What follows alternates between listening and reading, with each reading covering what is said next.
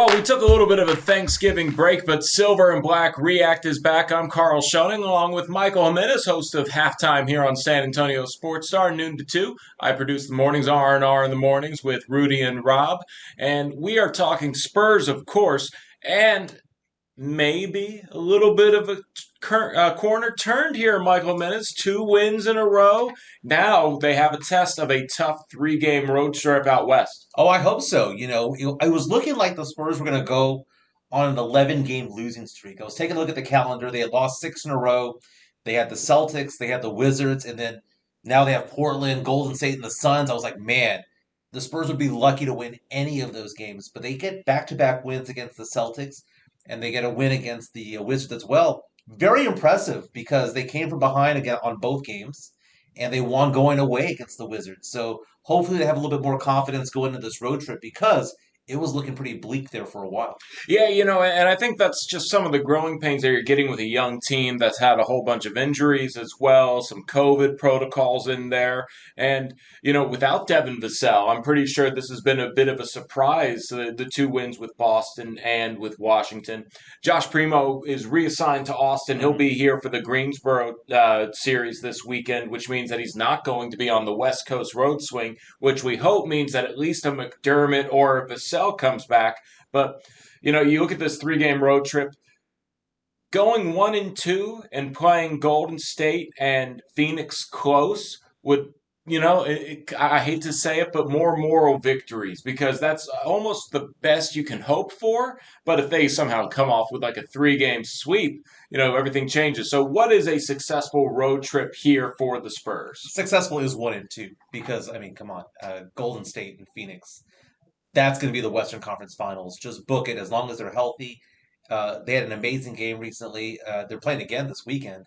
So that's so much fun to watch. But you take a look at this Portland team playing right around 500. But if you take a look at their record at home, I believe they're like 9-1. So it's a very, very difficult stretch there for the Spurs. They're playing a team that is night and day when it comes to whether they're at home or on the road. Portland's at home. They play better at home. When I take a look at the Spurs, I take a look at, is there an elite 4 or 5 there? Because if there is, the Spurs have trouble overcoming that because Pirtle and Eubanks, and to some extent Young, have difficulties with the elite 4 and 5s. That's why I think they were able to beat the Celtics and had such a good game against the Wizards because there was nobody there that was elite down low. Now you're going into this road trip here where you have Dame Lillard who can just go off for 30 or 40 points on any night.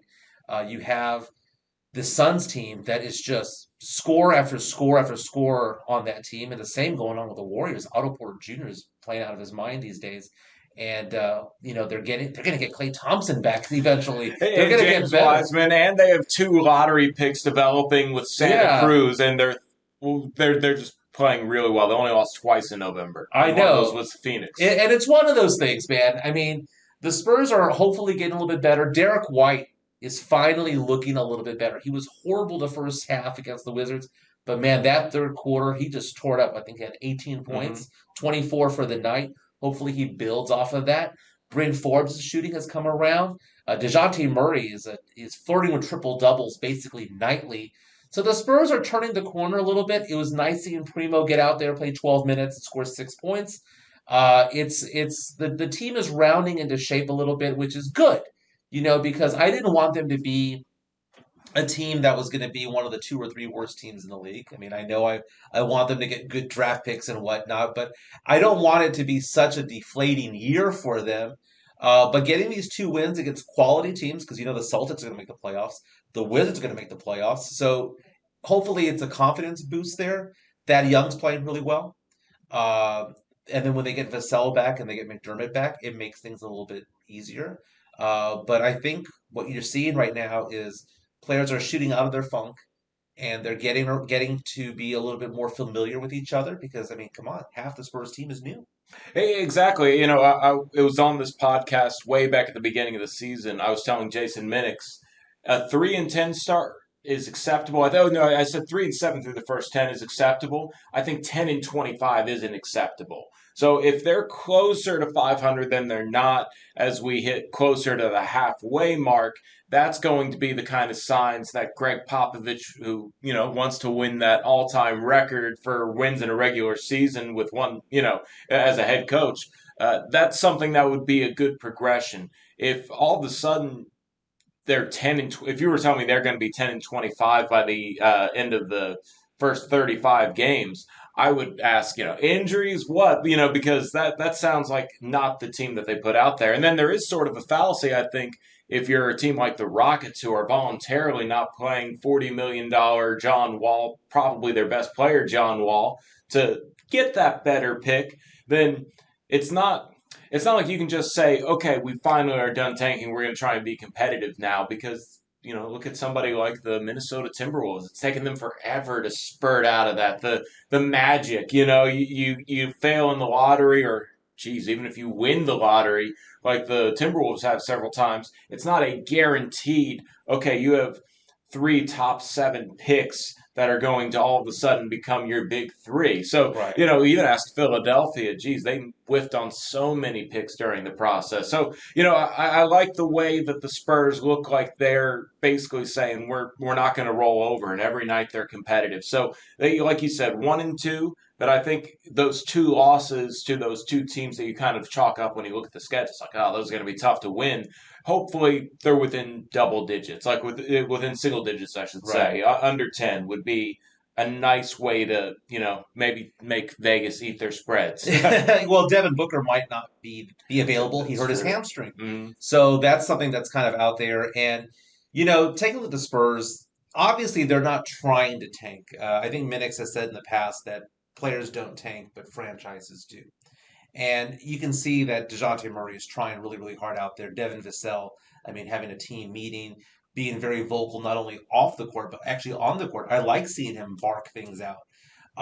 The Spurs have some interesting pieces right now, but we have to look forward to the lottery down the stretch. I think you're right in the sense that if the Spurs are 10-25, that would be disappointing. But it's one of those things. It's a weird thing as a Spurs fan. I cheer for them to win. I want for them to win in the moment. But if they lose, I look back and I go, well, not the worst thing in the world because it improves their chances. The Spurs have built on the lottery. They have a reputation for that, a history of that, in the sense that I think the Spurs have had 5 lottery picks in the last 30 years. Only five in the history of the lottery: Yeah, David, Tim, Sean Sean, Elliott Josh, and Devin. and Devin. Mm. I think they're going 5 for 5 on those. I mean, think about that. We rebuilt the franchise with Robinson and Elliott. Did it again, reloaded with Tim Duncan, and there's some debate as to whether or not that was a tank season or not.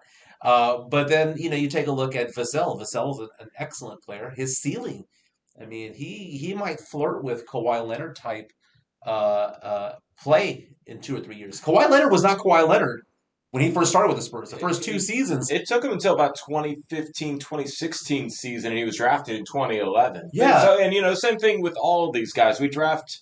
Geez, I think the ideal rookie age is like 21, 22. Let him at right. least be legally able to drink and in this grind for a few Primo's 2 years years. away. Yeah, yeah. But now if we see a talented player, we can't say, oh, he's too young because you want to see where he is around 22, 23. But all of a sudden he's been on your roster 4 years. So it's a really weird thing where you kind of have to tell these fans, it's like, hey, in a perfect world, we don't, like in the 90s and before, we didn't know who they were in middle school and high school. Right. So we needed their track record to start at the college level. But now we do get to kind of see who they are as these super young players. And they also are in such of a limelight that, yeah, I can go into the lottery and be a top 10 pick. Why would I stay in college for 2 more years? Do you draft for need or do you draft for potential? You, And that's the big thing yeah. right there because I think with Vassell, it filled both needs. It was a need, a 3 and D guy, but also the potential of him breaking out of that because Kawhi Leonard was a 3 and D guy coming out of San Diego State.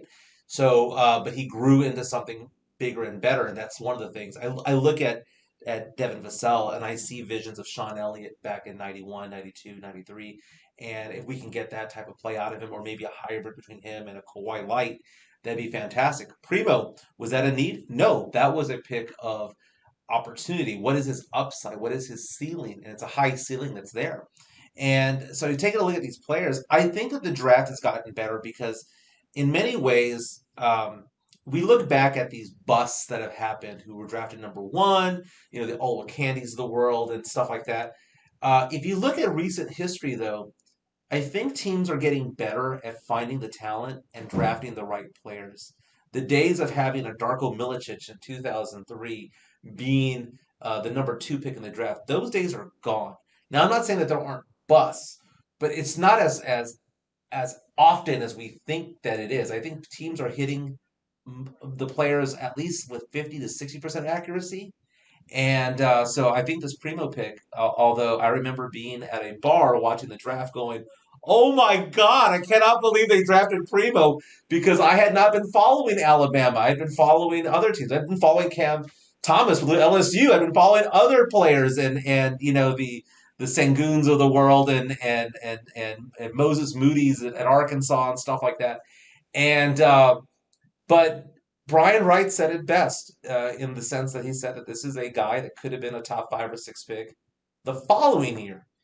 And that was so great to hear because it was like, okay, now we understand the course. Now, what I like about what the Spurs are doing with Primo, and I've talked about this with Jason Minix, is that I like the fact that he's bouncing back and forth between San Antonio and Austin. The first one to do it because Vassell was straight with the team all year last year. He wasn't in Austin because it was the double, Right. the G League bubble. But this is the first. Okay, you're going to Austin, but we're also going to put you in meaningful minutes player that they've sent to Austin. Yeah. Granted with injury exception, and I know DeJounte Murray had a little stretch there, but yeah, this seems to be a little bit different of a game plan with Primo. It is. And, I take a look at Keldon Johnson. I don't consider his rookie year to be his rookie year because he didn't really play. He played in the bubble, So to me, Keldon Johnson's a second year player. Um, but in looking at Primo, I mean, 12 minutes against the Wizards, shot 2 shots, made both of them, both 3 pointers, in stride, no hesitation. The guy offensively is legit. I mean, he is ready to play at the NBA level offensively. Defensively, he was on skates, man. I mean, Bradley Beal was just eyeballing him the entire time, going, "Let's switch off, let's switch off, let's switch off," and he targeted Primo. And it was one of those things where I like the fact that Primo had that experience because he has that dual thing going on where he can look back and go, "Man, defensively I struggled, but offensively I was looking okay." And because of that, I think that 12 minutes he got against the Wizards was big. I hope to see a little bit more of him and get those 10 to 12 minutes. I hope Trey Jones gets more time because I think he deserves it. But there's only so many minutes to go around. Mm. And so it's interesting seeing the Spurs team because I don't see the Spurs in a pessimistic way. Even if they lose 2 of the next 3 games or the next 3, or if the Spurs end up in the top 5 of the lottery, that's not a bad thing. Ah, we have a phone that goes off every now and again. But anyway, yeah, yeah. Yeah. No, so the one thing is, and we'll wrap up here, but the funny thing is because we are in this 24-hour draft stock watch, and also who we do the lottery simulations after every loss. You Tankathon. see, yeah, you Yeah. see it online. I think there's almost a sense that fans would be fine if they hit fast forward to April and the Spurs only had 25 losses. Right. And I don't think that that's necessarily the spirit of enjoying a basketball team where eventually you say, yeah, I'm probably going to check out in December. Actually, I just hope that anybody who's talking about Banchero and Chet Holmgren and anybody else like Jabari Young is on the rise. So, if you really do want those top 3 picks, so does everybody else. Right. Like the Warriors would be like, yeah, it'd be cool to have Patrick, Banchero and Patrick Baldwin or something like yeah, that. but the realistic thing is let the season play out because there is that case that COVID hits hard and all of a sudden they're out those games where okay, yeah, they are 10 and 25. They're definitely on the trajectory to get a top 3 pick. But here, this early in the season, I'm more of the thought process of this team could be one of the few teams in NBA history that has a 6-game losing streak and a 6-game winning streak Yeah. in the same season. And that seems more believable maybe after the rodeo road trip, perhaps. Is that to their detriment too, where it's like, okay, do they make a push for that 10 seed just because they want to get the playoff experience? And if you ask Pop, I think the answer is yes. Maybe they come together in the rodeo road trip. But you mentioned earlier that the lottery is not foolproof in the sense that just you could be like Minnesota, as you mentioned. You can be an Indiana who gets lottery picks basically every year and not develop. But the opposite's also true. Take a look at the top teams in the NBA. A lot of them are developed by the draft. Golden State Warriors, I mean, they drafted Steph, they drafted Clay, they drafted Draymond Green. The Suns, I mean, oh my God, DeAndre Ayton is amazing, and Booker and of course they got And their complementary guys like Michael Bridges and Cam Johnson are also draft picks that made their way there. They didn't right. sign them as free agents, and then they made the trade that was a roll of the dice So for Chris Paul. exactly. So you're not going to build it all through the draft, but it's half the process. It's building through the draft and getting those key free agents who come on board, whether it be, Golden State had Kevin Durant for a couple of It's seasons, but nice. that's a Yeah. nice luxury to have. Coming off a 73-9 win, but I won't go there. But even other teams who aren't even that high, take a look at teams like Denver, Utah. They have players that are playing significant minutes who are stars that they drafted as well.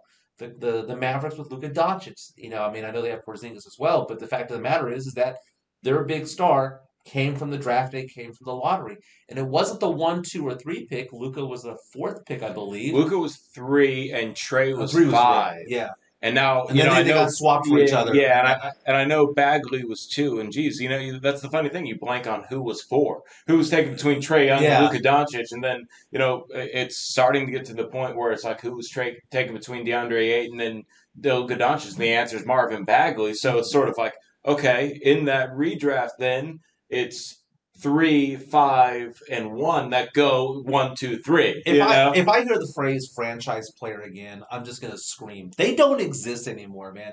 That happens every 10 to 12 years where you get a LeBron James or you get a Tim Duncan or David Robinson or Kobe Bryant. Well, Kobe went 13 in the draft. So I mean now he wasn't considered to be that, but to be the quote unquote franchise player. That doesn't happen, man. It doesn't. What you get in the draft and what you get in the lottery are pieces. And what you're hoping is you're hoping to not get the pawn. You're hoping to get the rook, the bishop. You want to get good, solid pieces. You don't want to get these pieces that are going to be the seventh or eighth guy because the seventh or eighth guy can't just be picked up by free agency. You want someone who's a starter. Looking at the Spurs roster right now, I only think that there are 3 players that you can consider to be untradeable. That's DeJounte Murray. He worked his way there. Devin Vassell, I would never get rid of Devin Vassell. And then Joshua Primo is probably my third one. I think everybody else, is fighting for their job because they can be replaced. And this is a little longer than our usual one. I know you got a show to get to as we do a pre-record, but we'll end it on this question. It's not who's the better player, but who would you rather have, considering their contract structure and their age and all of those things? Dejounte Murray or Damian Lillard? If the two teams that are Oh coming up yeah, against each other, the Blazers and the Spurs, somebody had the first pick. You don't know who. Who would be the first pick if you were to get that contract and that age as well? it's like you said. It's not as okay. Well, Dame is the better player slightly. Okay, Dejounte has caught up. But for what you're getting for the price that you're paying, I mean, you take a look at John Wall and $40 million, and a lot of these players out there are getting paid 43, $42 million, and you take a look at Dejounte Murray, who's averaging like 18, 9, and 8, and he's doing that for about 16 million. I'm sorry, I would rather take that player at that price point. That's why I'm more about keeping Dejounte now compared to Ben Simmons. He has changed my mind because earlier this over the summer I was like, well, Ben Simmons was by far the better player, but that has closed, and now just for the price point, Dejounte is the better play. The Spurs will have money to spend this offseason. Whether that results in anything, we'll never know, man, because We'll know in the offseason. we've had money before, and although I love Doug McDermott, I think he plays very well off the ball. That was the best get that we got over the offseason, unless you consider that to be that young. But I'm optimistic about the Spurs. I think the Spurs have a future. But it's going to take getting rid of certain pieces, man. It's and Yeah, they well, all can't come for the ride. yeah, and that's where it really comes down to is you're sort of using this year as not really a rebuilding year, but it's a developmental year. Who's Yeah, going to be back next year, and which guys are tradable, and all of those things that maybe will lead the Spurs back into contention. But it's such a young team that if all of a sudden this team does end 500, say, then it's almost like, well, we just bring him back, and the Spurs will have $20 million to add, maybe a four spacing slash defensive four with hmm a max salary potentially or $20 million slot. So that's a whole other conversation. Thank you for joining me on the show, Michael. This is Silver and Black React here on San Antonio Sports Star social medias.